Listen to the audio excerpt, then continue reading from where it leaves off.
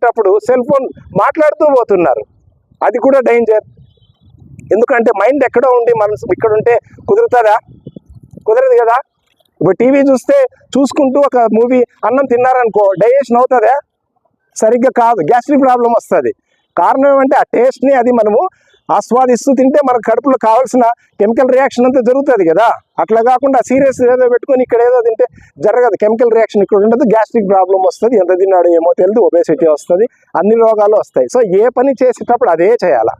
So driving చేసినప్పుడు driving చేయాలా, నడుచుకొని పోవాలా. రోడ్డు మీద పోతున్నాడు, సెల్ ఫోన్ డ్రైవింగ్ చేయకూడదు. నైట్ టైం పోతున్నప్పుడు ఇద్దరే పోవాలి.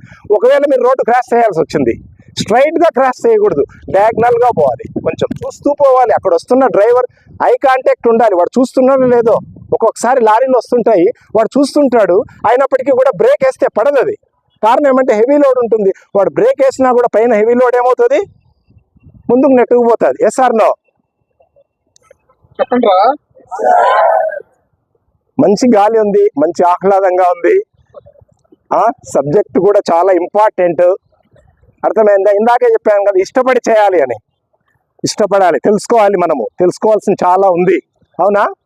తెలుసుకోవాల్సింది. మనకేమీ తెలియదు ఇంకా, గుడ్డులో నుంచి అప్పుడే బయటకు వచ్చేసి ఇదే ప్రపంచం, నాకంతా తెలిసిపోయింది అనుకుంటున్నాం. మనకు తెలియదు సమాజం ఎట్లుందో.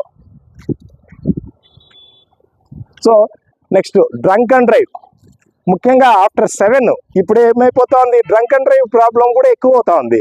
ఒక ఆటో డ్రైవర్ ముందర పోతూ ఉంటాడు, ఇమీడియట్గా ఎవరో ప్యాసింజర్ వచ్చేస్తారు, ఇమీడియట్గా బ్రేక్ వేసేస్తాడు, మందు కొట్టి ఉంటున్నాడు. దానికోసమే నేను కడపలో ప్రతి 1 అవర్కి ఒకసారి ఒక సర్కిల్ దగ్గర మా ఏఎస్ఐ ప్లస్ హెడ్ కానిస్టేబుల్ పోయేసి డ్రంక్ అండ్ డ్రైవ్ చేస్తూ ఉంటారు. పొద్దున్న లేస్తేనే 9 గంటలకు బ్రీత్ అనలైజర్ తీసుకొని ఆర్టీసీ బస్ స్టాండ్లో ఆటో డ్రైవర్లందరికీ బ్రీత్ అనలైజర్తో చెక్ చేయాలి.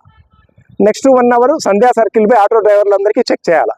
తర్వాత ఇంకో 7 రోడ్స్ పై చేయాలి. అన్ని చెక్ చేస్తూనే, అంటే ప్రాసెస్. ఇంత బిఫోర్ అయితే ఒక స్పెసిఫిక్ టైమే పెట్టి ఉండేవాడిని, ఇప్పుడు అట్లా కాదు, కంటిన్యూ పెడతారు. కారణం ఏమంటే ఇదే, నైట్ టైం ఒకటే అంటే కాదు, డే టైం కూడా చేస్తున్నారు.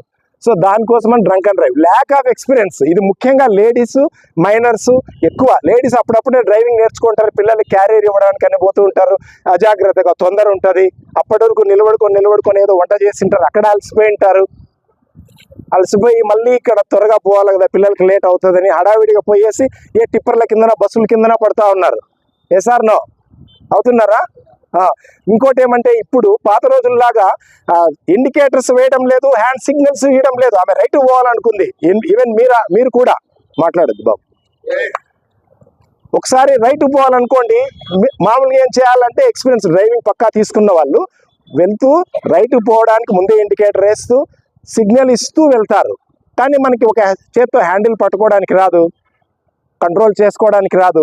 రైట్ పోవాలంటే తల ఇట్లా అంటుంటారు అంతే, 2-3 సార్లు ఇట్లా అంటుంటారు. వెనక వచ్చి చూస్తుంటారు, ఏమనుకోవాలి, వెనకలోడు వీళ్ళు ఏమో రైట్ పోతుందేమో ఏమే అనుకోవాలా, అంతే కదా. అదే సిగ్నల్. కానీ అది కాదు, ఇండికేటర్ వేయాలా, రైట్ చెయ్యి చూపించాలా. ఎవరన్నా వస్తున్నా గట్టు వాడు ఓవర్ స్పీడ్ వచ్చాడు అనుకోండి, మీరు చెయ్యి ఎత్తినా కష్టమే. మీరు అక్కడ రైట్ అంటే ఇక్కడ నుంచి ఇండికేటర్ వాడమే లేదు. ఇండికేటర్ వాడుతున్నారా? వాడడంలే. హ్యాండ్ సిగ్నల్స్ ఈ మధ్య చూసారా? అసలు హ్యాండ్ సిగ్నల్స్ అంటే ఏం సార్ అంటారా? అదే అట్లుంది పరిస్థితి. హ్యాండ్ సిగ్నల్స్ తెలిసి ఉండాలి. మీ డ్రైవింగ్ స్కూల్ పోయి మా పక్క MBA దగ్గరికి పోతే ఇవన్నీ చెక్ చేసి నేర్పిస్తారు వాళ్ళు, ఎట్లా ఉన్నాయి, ఏమేమి ఉంటాయి. ఆ సబ్జెక్ట్ అంతా తెలిసిన తర్వాత మళ్ళీ రోడ్ ఎక్కితే సరిపోతుందా? కాదు, LLR ఇస్తారు వాళ్ళు. పక్కన డ్రైవింగ్ వచ్చిన అతను మన దగ్గర కూర్చొని పక్కన నేర్పించాలా. ఆ తర్వాతనే నువ్వు పర్ఫెక్ట్. దాంట్లో కూడా ఎక్స్పీరియన్స్ రావాలా. ఇందాకే చెప్పుకున్నాం కదా, ఎంతో ఎక్స్పీరియన్స్ ఉండే వాళ్ళు కూడా యాక్సిడెంట్ చేస్తున్నారు. సో మనం ఎంత, సో ఇన్ఎక్స్పీరియన్స్ వల్ల కూడా ఎక్కువ అవుతున్నాయి. ఓవర్లోడ్ అంటే ఈవెన్ లారీలు, ఆటోలు, ట్రాక్టర్లే కాదు, మీరు కూడా కాలేజీకి పోతూ ఉంటాడు, వీడు ఒక్కడే పోడు, ఎదురింటోడు పక్కింటోళ్ళు ఇంకోనేసి ఇంకా 3 వేసుకొని వెళ్ళిపోతుంటారు. పోలీసులు ఆపడానికి ప్రయత్నిస్తే తప్పించుకోవడానికి పోయి ట్రై చేస్తారు. పడినారనుకోండి, ఏమవుతుంది, మహా అయితే ఒక 500 ఫైన్ వేస్తాం, 1000 రూపాయలు వేస్తాం. దేనికి వేస్తారంటే మీలో మార్పు కోసమే. మార్పు వస్తుందేమో, మారుతారేమో అని. మీరు అట్లా కదా ఇంకా ర్యాష్ పోవాలనే ట్రై చేస్తారు. మేము కూడా చూస్తుంటాం, బండి నడుపుతూ ఉంటాం, ఎవరో పక్కన పోతుంటాడు, హారన్ కొడితే సైడ్ ఇస్తారని. కానీ సైడ్ ఇచ్చే పరిస్థితి ఎవరు లేదు, హారన్ కొడితే ఇంకా స్పీడ్ పోతారు. ఎస్ ఆర్ నో కదా? ఇంకా స్పీడ్ పోతారు తప్ప సైడ్ పోయి సైడ్ ఇచ్చే పరిస్థితి లేదు, ముఖ్యంగా అబ్బాయిలు. ఇంకా ఓవర్ స్పీడ్ ప్రతిదీ అప్పటికప్పుడే వచ్చేయాలి. మన మైండే అట్లా అయిపోతుంది. అంతా అర్ధగంటలో రావాలా, 15 నిమిషాల్లో కావాలి. ఇన్స్టెంట్ ఫాస్ట్ ఫుడ్ ఇన్స్టెంట్గా ఉండాలి అంతా. ఇన్స్టెంట్గా రాదు. ఫలితం వస్తుందంటే కష్టపడితేనే వస్తుంది, అప్పుడే ఆనందం. కష్టపడినప్పుడు నీకు ఏదైనా గిఫ్ట్ ఇస్తే బాగుంటుంది, కానీ నీకేమీ లేకోకుండా నేను ఒక గిఫ్ట్ ఇచ్చిపోతే అది ఎందుకు ఇచ్చినారో కూడా దాని వాల్యూ కూడా తెలీదు. కష్టపడినాడు, మంచి మార్కులు వచ్చినా, చిన్న పెన్సిల్ ముక్క ఇచ్చినా కూడా ఇంతమందిలో నాకు పెన్సిల్ ముక్క ఇచ్చాడు అని చెప్పి మీరు దాన్ని ఇది పెట్టుకుంటారు. అట్లా కాకుండా నేను నీకు 100 రూపీస్ పెన్ను కొనిచ్చినా కూడా దాని గుర్తింపు ఉండదు. ఎప్పుడైనా కూడా కష్టపడి తీసుకోవడానికి ట్రై చేయాలి. Okay, overload. ఈ ఆటోలు, లారీలు ఇవేమైపోతా అంటే ఓవర్ ప్రొజెక్షన్ వేసుకుంటారు వాళ్ళు, ముఖ్యంగా ట్రాక్టర్లు. మీరు నైట్ టైం ఎక్కడ ఇన్ఎక్స్పీరియన్స్తో పోతున్నప్పుడు ట్రాక్టర్లు పోతున్నాయి అనుకోండి, దాని మీద చెనక్కాయల మూటలో గడ్డినో ఏదైనా వేసుకున్నారనుకో, వాడు కట్టెలు అన్ని ఇట్లా పెట్టేసి ఓవర్ ప్రొజెక్షన్ వేసేసి ఉంటాడు, బయటకు వేసేసి ఉంటాడు.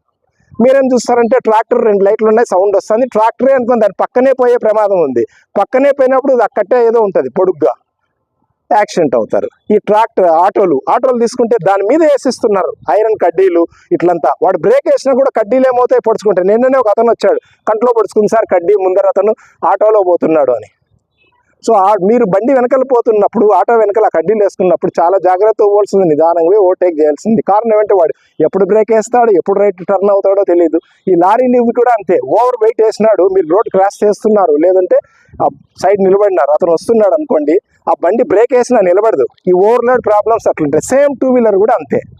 సో వర్షం వచ్చినప్పుడు ఒక రకంగా ఉంటుంది, ఎండాకాలం ఒక రకంగా ఉంటుంది, నైట్ ఒక రకంగా, డే రకరకాలుగా ఉంటుంది డ్రైవింగ్. మీరు అంత ఈజీగా డ్రైవింగ్ వచ్చిపోయింది, నేను రైడ్ చేస్తే బండి పోతా ఉంది కదా అని పోతున్నారు. అట్లా కాదు.